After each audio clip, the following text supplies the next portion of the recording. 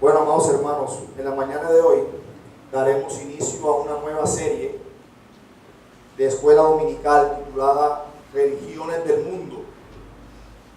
Algunos se preguntarán, ¿para qué vamos a estudiar este tema? Mis hermanos, la respuesta es muy sencilla. Nosotros vivimos en tiempos muy peligrosos, una época donde el Evangelio enfrenta un sinnúmero de enemigos y que muchas veces le restamos importancia. Lo que todos y cada uno de nosotros debe saber con certeza es que todo lo que amenace el cuerpo de Cristo debe interesarnos. Debemos darle la importancia que amerita. Debemos defendernos contra las desviaciones espirituales que se originan a través de las falsas enseñanzas y prepararnos para presentar defensa del Evangelio y de nuestra fe con mansedumbre. Así que, habiendo dicho esto, en nuestra escuela dominical vamos a considerar en primer lugar el tema de esta serie, que es de religiones o sectas del mundo. Vamos a tratar el tema del judaísmo. Y mis hermanos, el tema es demasiado extenso. Tratamos de recopilar los temas o las enseñanzas más relevantes para poder abarcar en 40 minutos de escuela dominical todo lo que significa el judaísmo. Nosotros, el espacio que tendremos al final de aportes y de preguntas, lo vamos a aprovechar al máximo. Les ruego, hermanos, que me permitan poder abarcar toda la enseñanza. Nuestra enseñanza básicamente la vamos a dividir en 3 puntos: definición e historia del judaísmo en el primer lugar, en segundo lugar, doctrinas y creencias del judaísmo, y en un tercer y último lugar, ¿qué representa Jesús para el judaísmo? Así que vamos rápidamente a desarrollar nuestro primer punto: definición e historia del judaísmo. Hermanos, ¿qué es el judaísmo? El judaísmo es simplemente una religión, es una identidad cultural o es solo un grupo étnico. La palabra judaísmo deriva del griego judaísmos, y un término utilizado por primera vez en el periodo intertestamentario por judíos de habla griega, y esto para distinguir la religión de lo que se conoce en ese entonces como el helenismo, por lo cual es un grandísimo error identificar el judaísmo como la religión del antiguo pueblo de Israel o como la religión de los antiguos patriarcas y del antiguo pacto. Y aunque la Torá o la ley mosaica constituye la base del judaísmo, como lo veremos más adelante, la religión judía es el fruto de una larga evolución y un continuo desarrollo que sigue hasta nuestros días. El nombre judío viene del nombre Judá, uno de los 12 hijos de Jacob y una de las 12 tribus de Israel. Aparentemente el nombre judío originalmente se refería solo a aquellos que eran miembros de esa tribu. Pero cuando el reino de Israel fue dividido en Israel del norte y Judá en Israel del sur, en Judá en el sur, después del reinado de Salomón, como nosotros lo vemos en el libro de Primero de Reyes, capítulo 12, el nombre judío se refería a todos los que pertenecían al reino de Judá, los cuales incluían obviamente la tribu de Judá, la tribu de Benjamín y los levitas. La religión hebrea comenzó a dar lugar al judaísmo después de la destrucción del templo y el exilio de Judá a Babilonia en el 586 a.C. el término judío en ese uso bíblico es casi exclusivamente posterior al exilio. Hermano, pero esa religión judía del periodo bíblico ha evolucionado a través de etapas históricas, tales como la etapa intertestamentaria, la etapa rabínica, la etapa medieval y hasta la época moderna, del siglo XIX. Nosotros encontramos hoy movimientos judíos llamados o catalogados ortodoxos, movimientos conservadores y el llamado judaísmo de reforma. No el judaísmo reformado, aclaro, judaísmo de reforma. Así lo llaman al movimiento judaísmo liberal de estos tiempos. Pero antes del exilio babilónico, el culto y la aplicación de la ley había sido exclusivo de los sacerdotes. Es decir, que mientras los sacerdotes se encargaban de todo lo que era la ley y el sacrificio, los profetas se encargaban de todo lo que era la predicación de la palabra.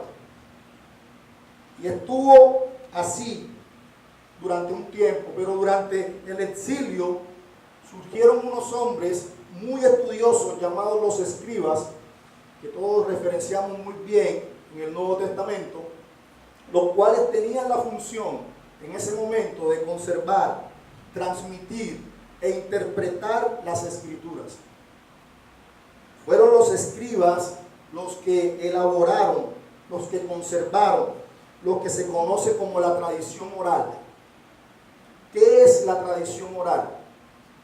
Hermano, la tradición oral son todas aquellas expresiones culturales que se transmiten de generación en generación y que tienen el propósito de transmitir conocimientos y experiencias a otras generaciones. Esta tradición oral, veremos más adelante, hace parte fundamental del judaísmo. Así que el judaísmo se puede ubicar cronológicamente a una fecha posterior a la caída de Jerusalén, cerca del 586-587 antes de Cristo, durante el exilio, el cual sería la matriz formal de esta religión. En el siglo V antes de Cristo, el escriba Esdras promulgó las reformas religiosas, apelando todo a la Torá. Hermano, ¿qué pasó en este tiempo de Esdras? Bueno, el sacerdocio es purificado y los matrimonios mixtos que se estaban presentando en ese momento, donde los hijos de Israel estaban tomando para sí esposas extranjeras, fueron tratados bajo los principios de la ley. La ley se empieza a aplicar a todos los detalles de la vida. Entonces los escribas se convirtieron en los intérpretes sacerdotales de la Torá, exponiendo sus propias enseñanzas autorizadas, lo cual produjo un gravísimo error, el cual el mismo Señor Jesucristo condenaría más adelante, porque en el siglo II antes de Cristo los fariseos enseñaban que la ley oral tenía la misma autoridad que la ley de Moisés. Pero más tarde Jesús negó eso. Jesús lo negó radicalmente en Mateo capítulo 7, versículos del 1 al 23. Y además el apóstol Pablo en Gálatas capítulo 3 niega que el hombre pueda justificarse delante de Dios por la obediencia de la ley. Pero dentro de las reglas y rituales más importantes de la tradición judía, nosotros encontramos la realización de la circuncisión a todos los niños a los 8 años de nacido. Se les aplica la circuncisión siguiendo la prescripción hecha a Abraham. El seguimiento del Shabbat como día sagrado dedicado obligatoriamente al descanso y al reposo. La celebración de la Pascua judía como el evento más importante de la historia del pueblo, siguiendo la prescripción hecha por Moisés. Las prohibiciones alimenticias, como no comer carne de cerdo, ni tampoco la sangre de cualquier animal. son comunes todos estos tratos dentro del judaísmo. El ejemplo, el trato o la iniciación del niño a la edad de 13 años se conoce como el Bar Mitzvah. Era una ceremonia de iniciación donde el niño pasaba a tener la mayoría de edad, a los 13 años. Pero desde el año 70 después de Cristo, hermano, fecha en que el segundo templo de Jerusalén es destruido por el Imperio Romano, la sinagoga pasa a ser el lugar de preferencia para el culto. Aunque el judaísmo no emite una preferencia sobre esto específicamente.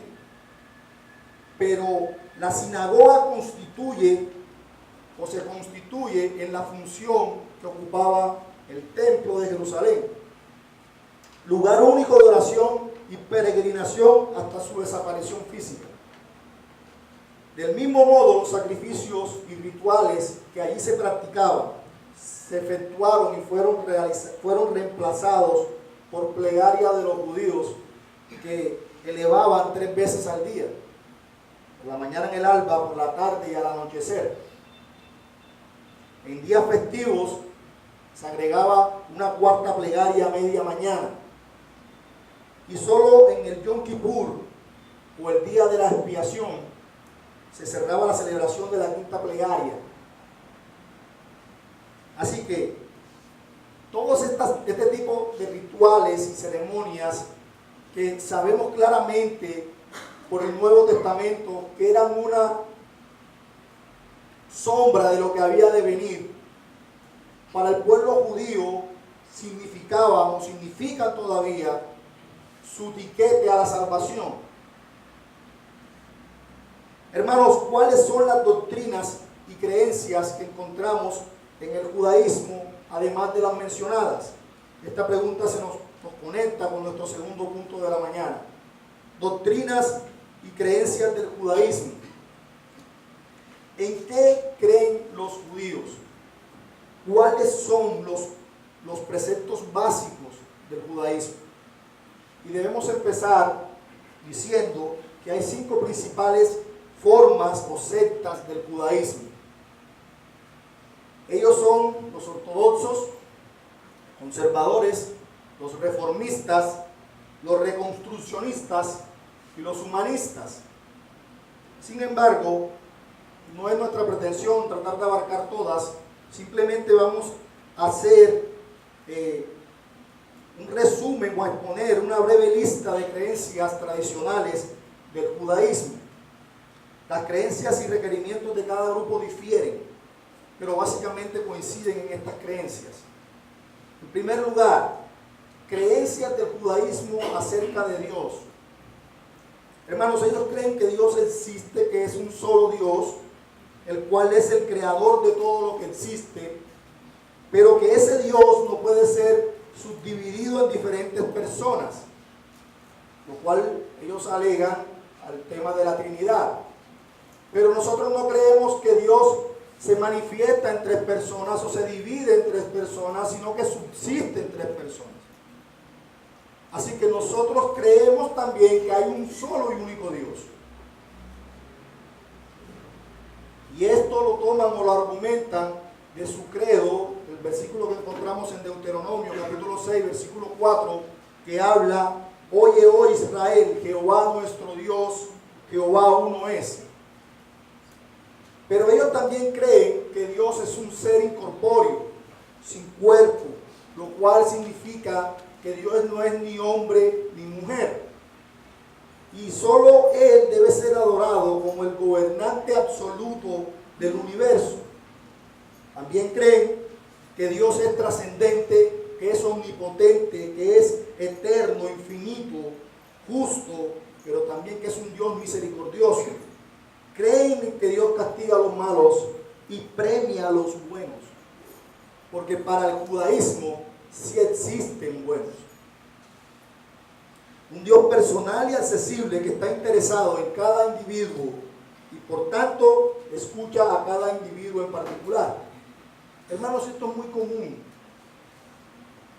Es muy común en lo que nosotros creemos de Dios. Pero ahora, ¿Cuál es la creencia del judaísmo acerca del libro sagrado? ¿Creen los judíos en la misma Biblia que nosotros creemos? Ellos creen en el Taná. El Taná es el conjunto de los 24 libros que componen la Biblia hebrea, la cual está compuesta en 3 ramas.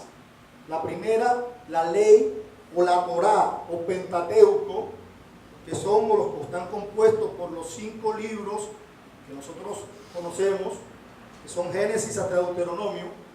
Luego, una segunda parte que es el Kevin o los profetas, que contiene 8 libros, pero que 7 libros desde Josué hasta Ezequiel, y un libro que contiene lo que nosotros conocemos como los profetas menores, los 12 profetas menores, que van desde Oseas hasta Malaquías, y el Ketubín o los escritos, que son 11 libros compuestos por los 5 libros que nosotros conocemos como los libros poéticos, que van desde Job hasta Cantares, pero incluyen el libro de Ruth, Lamentaciones, Esther, Daniel, Esdras, y un libro donde incluyen los 2 libros de Crónicas, 11 libros en total.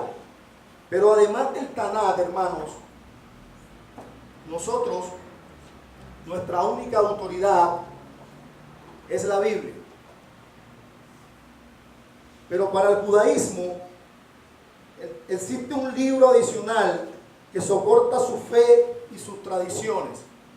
Estamos hablando del Talmud.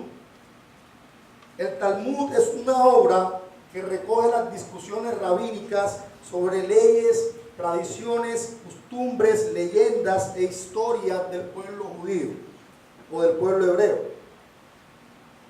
Y el Talmud se caracteriza, hermano, por preservar esa multiplicidad de opiniones a través de un estilo de escritura pedagógica que básicamente se establece en forma de preguntas, producto de un proceso de escritura grupal. Los Talmuds, porque fueron 2, Talmud de Babilonia y el Talmud de Jerusalén, fueron redactados a lo largo de varios siglos por generaciones de rabinos de muchas academias rabínicas de la antigüedad. Ahora, ellos llaman al Talmud como su tradición oral y a la Torá como la tradición escrita. Ambos forman el Talmud. Pero el Talmud se extiende y complementa el Tanakh. Mis hermanos, según ellos, el Talmud no puede ir en contra de la Torá. Pero lo que nosotros vemos en el Nuevo Testamento muchísimas veces es que invalidaban la Torá por sus costumbres y por sus tradiciones. Muchas veces nuestro Señor Jesucristo condenó a los fariseos por invalidar los mandamientos y por preferenciar mandamientos y doctrinas de hombres. Este Talmud está dividido en 2 partes: la Mishnah y la Huemerá. La Mishnah básicamente es un cuerpo exegético de leyes judías compiladas. Es algo así como un comentario de la Tanakh o de la Torá. Pero a su vez ese comentario es comentado también. Y ese comentario de la Mishnah se conoce como la Huemará. Y todos esos comentarios forman lo que es el Talmud. Cada rabino escribía un comentario el cual se iba añadiendo a esta Huemará, que fue comentada por 3 siglos y conformó la Huemará. Ella está dividida en 2 categorías: la Halajá y la Agadá. La Halajá está directamente relacionada a la práctica de la ley judía, mientras que la Agadá comprende textos que no son legales, sino que tienen un carácter exegético, un carácter homilético y un carácter histórico. En fin, el Talmud y la Torá son la fuente del judaísmo. Y lo que ellos primeramente llaman como que el Talmud jamás puede contradecir la Torá, nosotros claramente vemos en las Escrituras, incluso en literatura posapostólica, que los fariseos invalidaban los mandamientos de la Torá por cumplir el Talmud. En tercer lugar, hermanos, ¿cuál es la creencia del judaísmo acerca del hombre y del pecado? Y esto es muy importante. ¿Por qué es importante? Porque depende del concepto que yo tengo acerca de mí, que yo puedo pensar en si necesito o no necesito un Salvador. Los creyentes judíos no aceptan el concepto bíblico del pecado original. Es decir, ellos no creen que la raza humana heredó el estado pecaminoso por la desobediencia de nuestros primeros padres. Ellos creen que el hombre es algo así como un pelagianismo. El hombre nace sin pecado. El hombre jamás puede estar esclavizado al pecado, dicen ellos, porque el hombre es hecho a imagen y semejanza de Dios. En el libro El verdadero Mesías, una respuesta judía a los misioneros, escrito por el rabino Aryeh Kaplan, en su página número 6 dice lo siguiente. Le repito el nombre del libro por si a alguno le interesa leerlo. Verdadero Mesías, una respuesta judía a los misioneros, escrita por el rabino Aryeh Kaplan en su página 6. Dice así: el judaísmo parte de la idea de que el hombre es creado en la imagen de Dios. Por tanto, no debe ir tan lejos para descubrir lo divino, tanto en sí mismo como en otros. Hay siempre oportunidad para despertar lo divino en uno mismo mediante la observancia de sus mandamientos. Es decir, que lo que Job escribió en el capítulo 25, versículo 4, donde pregunta: Señor, ¿cómo puede ser el hombre justificado delante de ti? Ellos lo pasaron por encima. O lo que dice el Salmo 14, donde dice: miró Dios a los hijos de los hombres y se dio cuenta que ninguno hacía lo bueno. No hay bueno ni uno.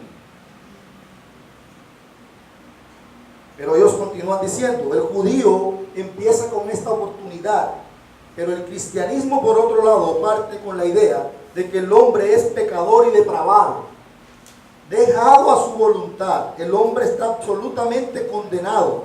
De manera natural, él está involucrado en lo malo y deberá, por tanto, hacer algo para ser salvado de tal maldad. Mis hermanos, el concepto que presenta el judaísmo acerca del hombre es que de ninguna manera un ser creado a la imagen y semejanza de Dios puede ser esclavo del pecado, sino que el hombre, tras la caída de Adán y Eva, quedó expuesto a dos inclinaciones, una al bien y otra al mal. Pero no solo se trata de inclinaciones. De hecho, esa inclinación hacia el mal ni siquiera es completamente mala, dicen ellos, ya que puede ser dominada y canalizada por el poder del espíritu humano. Los rabinos enseñaban que la muerte era el resultado de la desobediencia de Adán. No enseñaban la doctrina del pecado original. Sin embargo, creían que la maldad del hombre era mucha sobre la tierra y que toda intención de los pensamientos de su corazón era solo siempre al mal, como dice en Génesis capítulo 6, versículo 5. Pero esto lo hacían para explicar ese postulado de la inclinación del hombre hacia el bien o hacia el mal. Entonces, la enseñanza bíblica de la caída de la humanidad y de la necesidad de una expiación divina, los rabinos consideran que el problema no es tan grave. El problema no es tan grave como para necesitar la intervención de Dios. El ser humano tiene en su interior todo lo necesario. Y en el Talmud encontramos declaraciones como esta. ¿Por qué son pecadores los idólatras? Pregunta. Los idólatras acá están haciendo referencia a los gentiles. ¿Por qué son pecadores los idólatras? Porque no estuvieron frente al monte Sinaí. Porque cuando la serpiente vino a Eva, la indujo al pecado. Los israelitas que estuvieron frente al Sinaí fueron libertados del pecado. Los idólatras que no estuvieron frente al monte Sinaí no fueron libertados del pecado.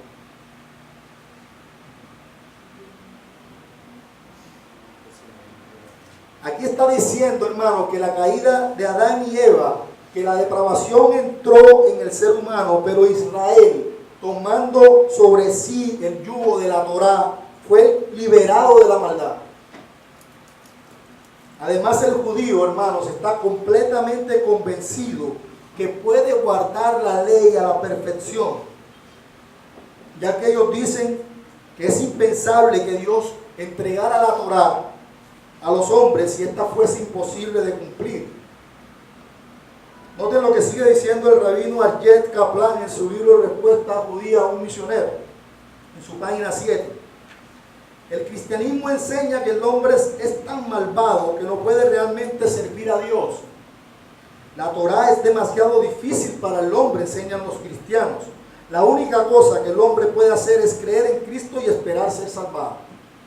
El judío responde que el mismo hecho de que Dios nos entregara mandamientos y que nos dijera que los obedeciéramos, nos instruye que en efecto podemos servir a Dios y cumplir sus mandamientos y hacer su voluntad.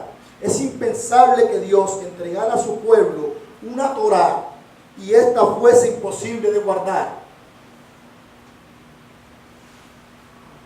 Nosotros aprendemos del apóstol Pablo, que nos dice que la ley fue nuestro ayo que nos condujo a Cristo. Creo que ningún ser humano con razón puede decir con certeza que puede cumplir la ley de Dios a la perfección. Hermanos, ¿cuál es el primer y más grande mandamiento? Amarás al Señor tu Dios con todo tu corazón, con toda tu alma y con toda tu mente y con todas tus fuerzas. Pero nosotros, ¿qué hacemos? Nos amamos a nosotros mismos con todo nuestro corazón, con toda nuestra alma y con todas nuestras fuerzas. Es decir, hermanos, que nosotros estamos condenados con solo uno. Pero para los judíos eso es fácil de cumplir. Supremamente sencillo. Quiero que vayan conmigo a Levítico capítulo 16. Y es curioso porque ellos hablan, Levítico, de la ordenancia que el Señor dio acerca del Yom Kippur, o el día de la expiación.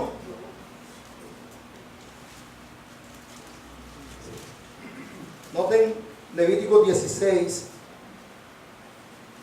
versículo 14. Tomará luego de la sangre del becerro y la rociará con su dedo hacia el propiciatorio al lado oriental. Hacia el propiciatorio esparcirá con su dedo 7 veces de aquella sangre. Después degollará al macho cabrío en expiación por el pecado del pueblo. ¿Escucharon eso? Por expiación del pecado del pueblo llevará a la sangre detrás del velo y hará sangre como hizo con la sangre del becerro y la esparcirá sobre el propiciatorio delante del propiciatorio.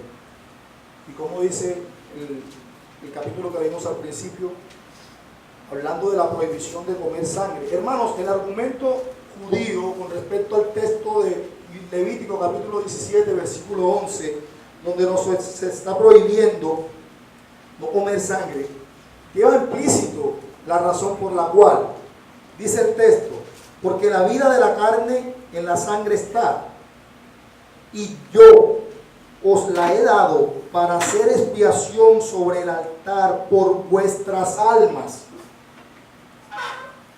Y la misma sangre hará expiación de la persona. Y eso es exactamente igual lo que encontramos en Hebreos capítulo 9, versículo 12. Pero que el Señor Jesucristo hizo expiación por nuestros pecados. Sabemos por las Escrituras que los machos cabríos jamás podían borrar los pecados. Pero la sangre de Jesucristo eficazmente borra los pecados. ¿Qué dice Hebreos capítulo 9, versículo 12?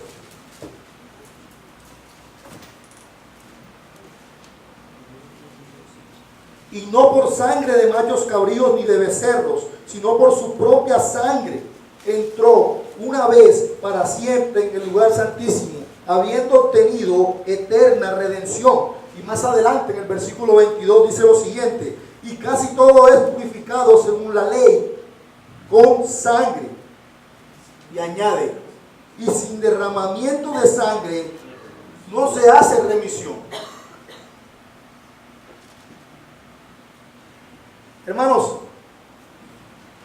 si en la Torá se nos dice que no hay remisión sino por la expiación con sangre, ¿qué dificultad encuentra el judío en esto?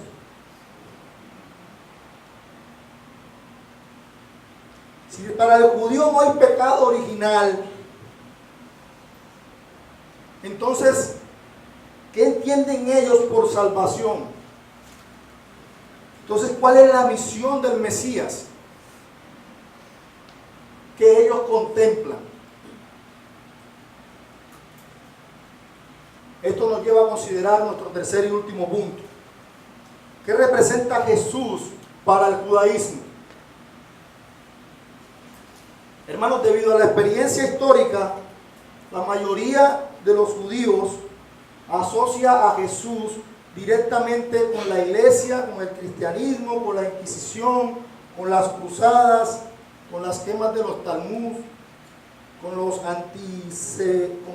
el antisemitismo, con asesinatos, todo lo que genera un rechazo total al escuchar el nombre de Jesús. Pero por otra parte, algunos judíos consideran que Jesús es un sabio, un hombre muy sabio al nivel de los mismos rabinos que leen en la literatura talmúdica.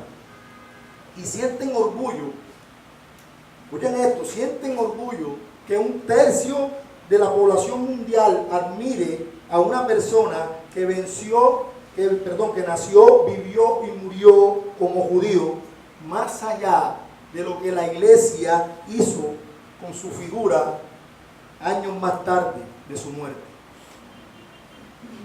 Las creencias acerca de Jesús son inconsiderables. Algunos lo ven como un gran maestro moralista, otros lo ven como un falso profeta o como un ídolo de la cristiandad. Algunas sectas del judaísmo ni siquiera pronuncian el nombre de Jesús debido a la prohibición de mencionar el nombre de un ídolo, como lo vemos en la ley. Pero más allá de todos estos entendimientos que hay una visión que atraviesa claramente la figura de Jesús para todos los que se adhieren a las enseñanzas del judaísmo.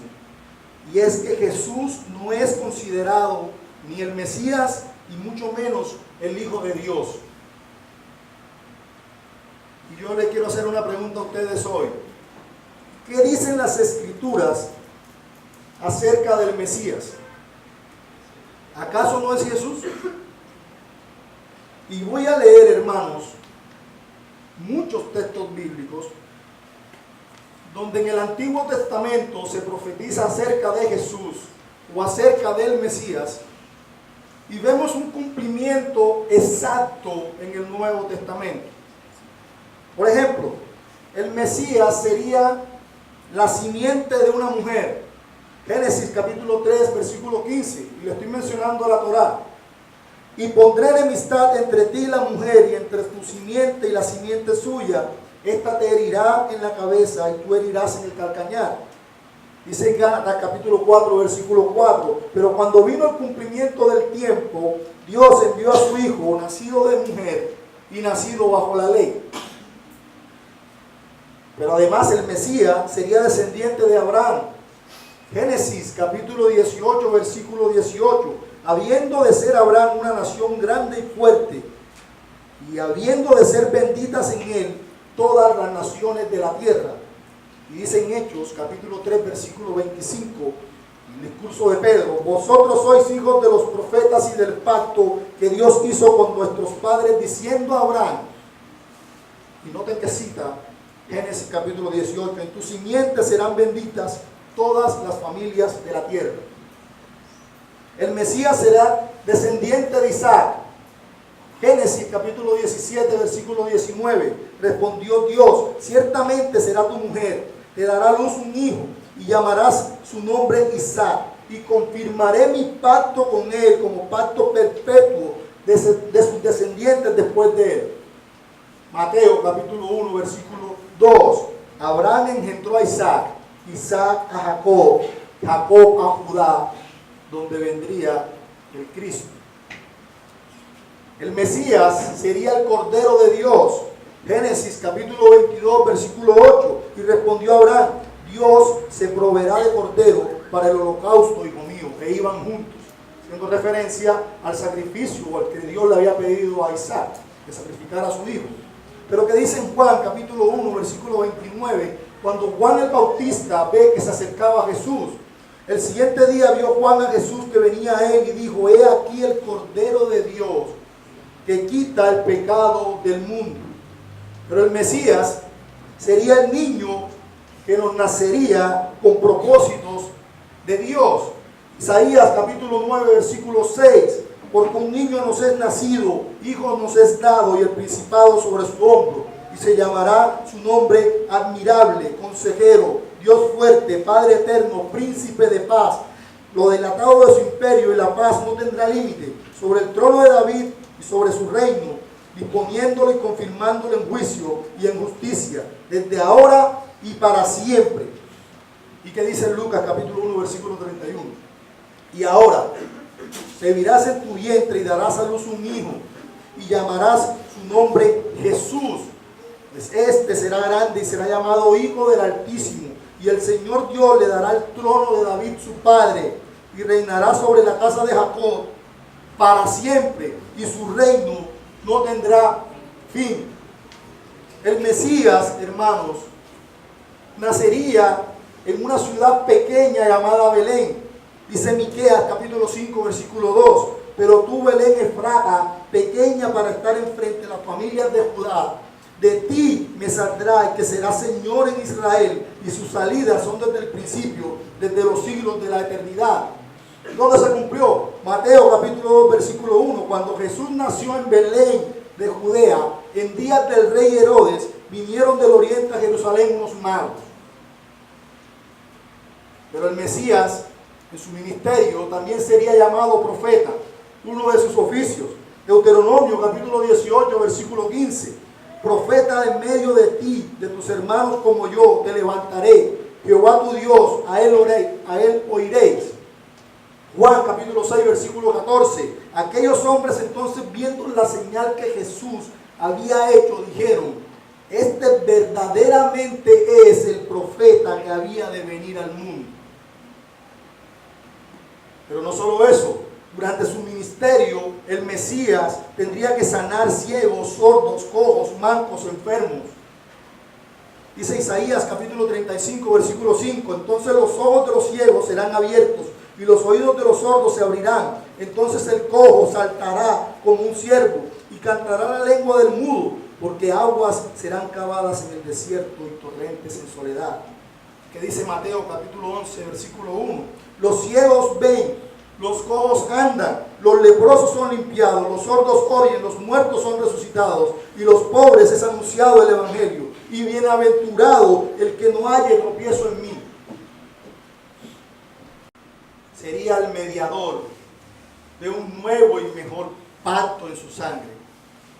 Jeremías capítulo 31, versículo 31: he aquí que vienen días, dice Jehová, en los cuales haré nuevo pacto con la casa de Israel y con la casa de Judá, no como el pacto que hice con sus padres el día que tomé su mano para sacarlos de la tierra de Egipto, porque ellos invalidaron mi pacto, aunque fui yo como un marido para ellos, dice Jehová. Hebreos capítulo 12, versículo 24, ¿qué dice, hermanos? A Jesús, el mediador del nuevo pacto y a la sangre rociada que habla mejor que la de Abel. Pero el Mesías sería rechazado por su pueblo. Isaías 53, versículo 3. Despreciado y desechado entre los hombres, varón de dolores, experimentado en quebranto, y como que escondimos de él el rostro, fue menospreciado y no lo estimamos. ¿Le pasó a eso a Jesús? Juan capítulo 1, versículo 11, a los suyos vino y los suyos no le recibieron, mas a los que le recibieron les dio potestad de ser hechos hijos de Dios. Pero el Mesías, hermanos, sería aquella piedra que desecharon los edificadores, la cual vino a ser la cabeza del ángulo. Hermanos, este glorioso Salvador al cual nosotros servimos, Jesús, el Señor, el Mesías, es Dios. El judaísmo espera aún su Mesías, un Mesías terrenal que logrará políticamente, socialmente y culturalmente lo que esperan sus corazones. La idea de un redentor espiritual es completamente absurdo a la mente del judío.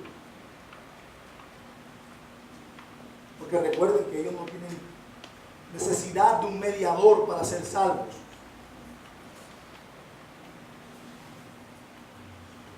Primera de Pedro 2:7. Para vosotros, ¿para quién? Los que creéis, Él es precioso. Pero para los que no creen, la piedra que los edificadores desecharon ha venido a ser la cabeza del ángulo. Muchos me dirán, hermanos, pero eso está en el Nuevo Testamento. Recuerden que ellos no creen en el Nuevo Testamento. Isaías, capítulo 28, versículo 16. Por tanto, Jehová el Señor dice así: he aquí yo he puesto en Sión por fundamento una piedra, piedra probada, angular, preciosa, de cimiento estable. El que creyere, no se apresura. Y ese Mesías, para los gentiles, representa una completa locura. Para los judíos, tropezadero. Es el Mesías que vino a redimir a los suyos. Y que nosotros, hoy, por su gracia, adoramos. Hermanos, nosotros debemos presentar defensa de nuestra fe a todo el que reclama. Y el judío no es la excepción. Del judío vino nuestra salvación. Necesitamos predicar el evangelio con amor, con mansedumbre. Porque el Señor, en su gracia, también ha guardado un remanente de ese pueblo para ser salvo. Para concluir, hermanos, dice Pedro en Hechos 4:12, que en ningún otro hay salvación, porque no hay otro nombre bajo el cielo dado a los hombres en que podamos ser salvos. Glorias sean dadas a Cristo.